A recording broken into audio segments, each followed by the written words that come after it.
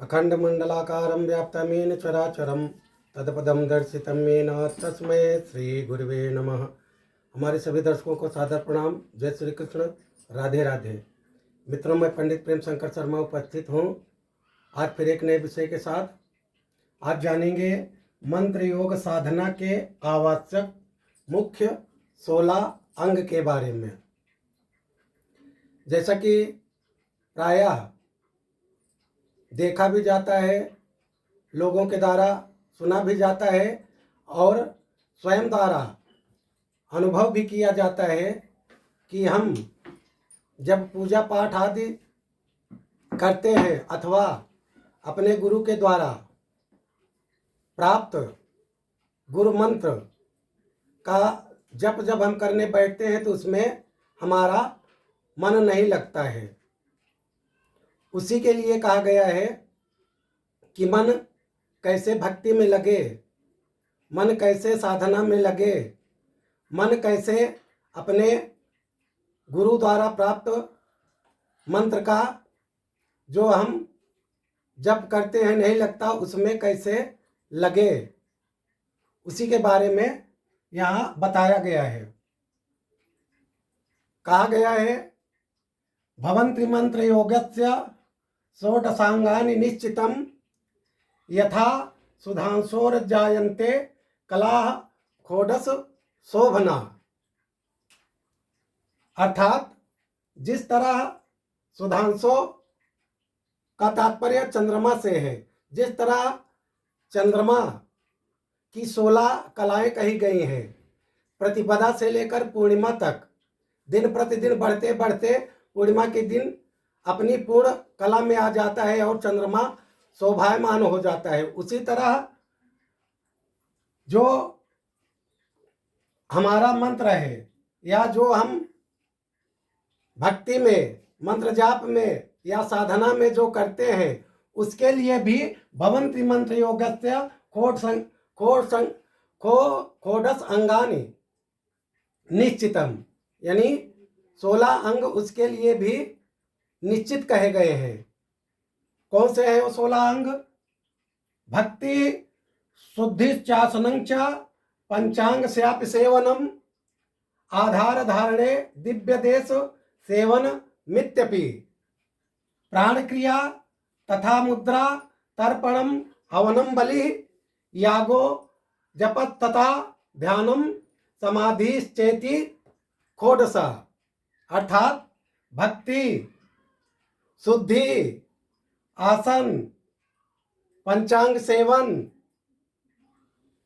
आचार, दिव्य देश सेवन, प्राण क्रिया, मुद्रा, तर्पण, हवन, बलि, याज्ञो, जप, ध्यान तथा 16वां अंग समाधि कहा गया है। आइए इसको एक एक कर समझते हैं। प्रथम जो भक्ति है, भक्ति के बारे में कहा गया है कि भक्ति का विस्तार रूप भागवत आदि पुराणों में मिलता है, जहाँ पर भक्त प्रहलाद, भक्त ध्रुव आदि की कथाएं या उनका प्रसंग में भक्ति प्रकट होती है। दूसरा है शुद्धि। शुद्धि के लिए कहा गया है दिक् शुद्धि। दिक् शुद्धि यानी जो त्रिकाल संध्या कही गई है, उन त्रिकाल संध्याओं में सुबह के समय, दोपहर के समय या सायं के समय किस दिशा में मुख करके बैठना चाहिए और मंत्र आदि की साधना करनी चाहिए। स्थान शुद्धि। स्थान शुद्धि का तात्पर्य है जिस स्थान पर हम पूजा पाठ आदि करते हैं वो स्थान जो है शुद्ध होना चाहिए और प्रतिदिन नित्य पूजा भी जो करते हैं उसमें स्थान बदल बदल के नहीं चुनना चाहिए, यानी एक ही स्थान होना चाहिए यदि भक्ति में या मंत्र योग साधना में सफलता प्राप्त करना चाहते हैं तो। तीसरा कहा गया है आसन। आसन में चैलासन। चैलासन यानी शुद्ध, कोमल, निर्मल वस्त्रों द्वारा निर्मित अलग अलग देवी देवताओं द्वारा अलग अलग रंग के आसन कहे गए हैं। मृग चर्मासन, इसको आप लोग जानते होंगे। कुशासन, कुश के द्वारा बनाया गया आसन या कम्बल आदि से निर्मित आसन का ही महत्व दिया गया है। यदि इन आसनों का हम चयन करते हैं तो इस मार्ग पर हमको सफलता मिलने के चांस अधिक हो जाते हैं।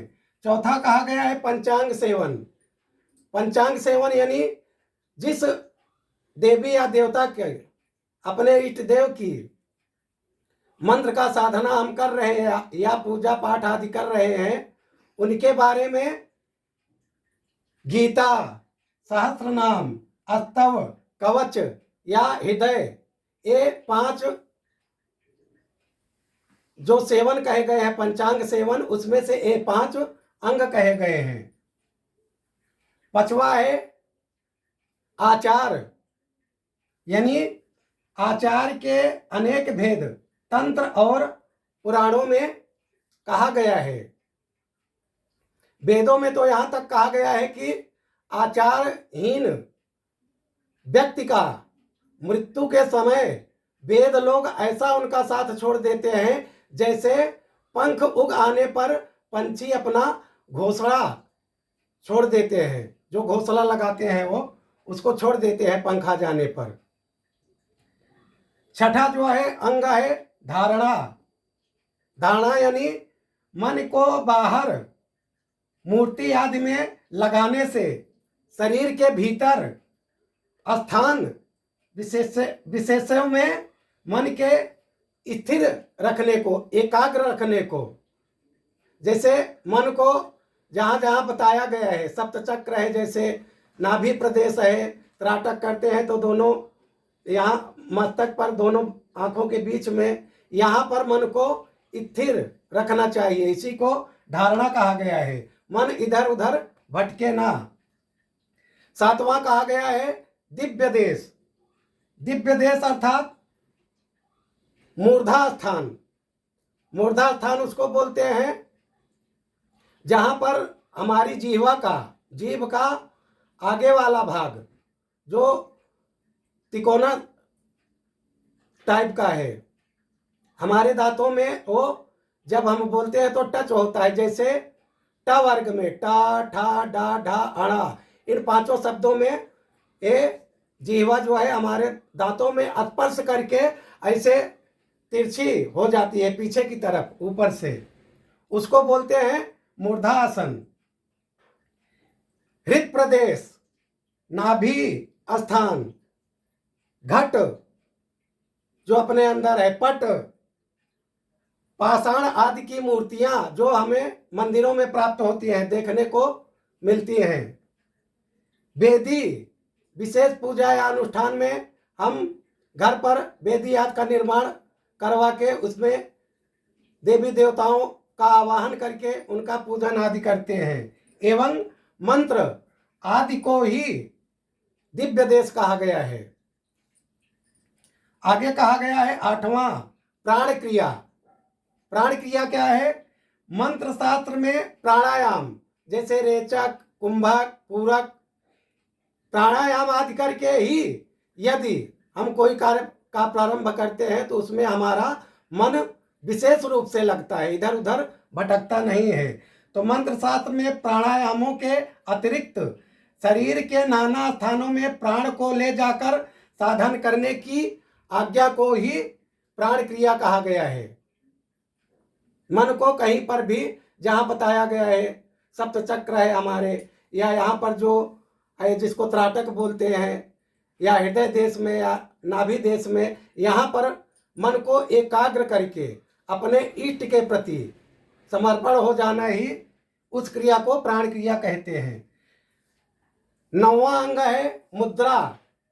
मुद्रा के अंतर्गत जैसे हम पद्मासन या कमलासन बैठकर अपने हाथों की क्रियाओं को विशेष रूप से कोई क्रिया की जाती है, जैसे शंख मुद्रा या गदा मुद्रा, इसको जो है मुद्रा कहा गया है। उसके बाद 10वां अंग आता है तर्पण। तर्पण के बारे में कहा गया है अपने इष्ट देव का पदार्थ विशेष द्वारा, जैसे आप जिस देवी या देवता की आराधना करते हैं, पूजा पाठ करते हैं, तो उनको क्या प्रिय है। जैसे गणेश जी है तो उनको मोदक प्रिय है, ऐसे ही अलग अलग देवी देवताओं के लिए अलग पदार्थ बताया गया है। तो उनको जो प्रिय है उस विशेष पदार्थ द्वारा तर्पण किया जाना ही इस क्रिया को तर्पण कहा गया है। 11वां है हवन। 11वां अंग है हवन। हवन विशेष द्रव्य द्वारा अग्नि में आहुति देने को ही हवन कहते हैं। आप लोग जानते होंगे इसे विशेष रूप से। आगे चलते हैं। 12वां अंग है बलि। आधुनिक युग में बलि को लोग अपने मन के द्वारा किसी विशेष तरफ ले जाकर उसको बलि समझते हैं, किसी की बलि करना। परंतु प्राचीन शास्त्रों में कहा गया है बलि के जो है 3 रूप बताए गए हैं। पहला है आत्मबलि। आत्मबलि का तात्पर्य है हम पूजा पाठ या कुछ भी करते हैं प्रभु के प्रति, तो आत्मबलि यानी अहंकार हमारे अंदर नहीं होना चाहिए। यदि हमारे अंदर अहंकार भरा हुआ है तो उसकी जो है बलि करना ही आत्मबलि कहा गया है। दूसरा है इंद्रियों की बलि। जो इंद्रियां हैं हमारे अंदर, उनको जितना हो सके बाहरी आकर्षण की तरफ ना ले जाकर आंतरिक दिशाओं में जो है मोड़ना, ये इंद्रियों की बलि है। उसके बाद तीसरा है काम क्रोधादि की बलि। जो हमारे अंदर काम क्रोध लोभ माया मत्सर आदि भरे हुए हैं, इनको त्याग कर ही जब हम पूजा पाठ में बैठते हैं तभी हमारा उसमें मन लगता है, नहीं तो सीताराम ही है। 13वां अंग कहा गया है याग। याग अर्थात इसमें 2 प्रकार है, अंतर्याग और बहिर्याग। अंतर्याग उसे कहा गया है जैसे हमारे प्रभु को, हमारे इष्ट देव जो हैं जिनकी हम पूजा करते हैं, उनके लिए जो विशेष पदार्थ कहा गया है, मार्केट में बाजार में वो पदार्थ उपलब्ध नहीं है बहुत प्रयास करने के बाद भी, तो उसको जो है मन के द्वारा संकल्पित करके, मन के द्वारा बनाकर प्रभु को अर्पण करना ही अंतर्याग कहा गया है। और बहिर्याग यानी मार्केट में बाजार में अपने इष्ट देव को जो प्रिय है उन वस्तुओं का जो है उपभोग कराना, भोग लगाना ही बहिर्याग कहा गया है। 14वां अंग है जप। जप के भी 3 प्रकार कहे गए हैं, वाचनिक, उपांशु और तीसरा है मानसिक। वाचनिक है एक जोर जोर उच्चारण करके बोलकर। दूसरा है कान को अपने सुनाई दे या अपने को ये लगे कि अपनी जिह्वा चल रही है, अपने मन में स्पष्ट जिस मंत्र का हम जाप कर रहे हैं वो मन में हमारे सुनाई दे रहा है, ये हो गया। और तीसरा हो गया मानसिक, जिसमें ना जीभ ही हिले और ना मन ही उस मंत्र के प्रति आकर्षित हो, उसको आत्मबल के द्वारा अपने नाभि या जहां पर बताया गया है सप्त चक्र आदि, वहां पर मन को एकाग्र करके, और ना जीभ हिले ना ओठ हिले, ऐसे मंत्रों का जो कहा गया है बारे में उसे मानसिक जप कहा गया है, यानी वाचनिक, उपांशु और मानसिक। 15वां अंग जो कहा गया है मंत्र योग साधना के आवश्यक मुख्य 16 अंगों में से, वो है ध्यान। ध्यान का क्या तात्पर्य है? अपने इष्ट देव के रूप का मन के द्वारा ध्यान करने से जो साधना निष्पन्न होती है, शरीर में जो अपने पावर जैसे शक्ति जैसे उत्पन्न होती है, तो उसी को ध्यान कहा गया है। अंतिम अंग जो 15 अंग कहे गए हैं, इसे यदि हम विधि विधान से सफलतापूर्वक करते चले गए तो 16वां और अंतिम अंग जिसे बोला गया है उसे समाधि कहा गया है। यहाँ तक पहुँचने में बहुत समय लग जाता है। किसी किसी को तो ऐसे तपस्वी हैं, संत महापुरुष हैं कि इस जन्म में उनको सिद्ध ही नहीं हो पाता, उनको अगला जन्म लेना पड़ता है, तब जाके वहीं से जहाँ पर इस जन्म में छोड़ के गए हैं वहाँ से उनका ये जो है कार्य प्रारंभ होता है। उस अवस्था को कहते हैं समाधि।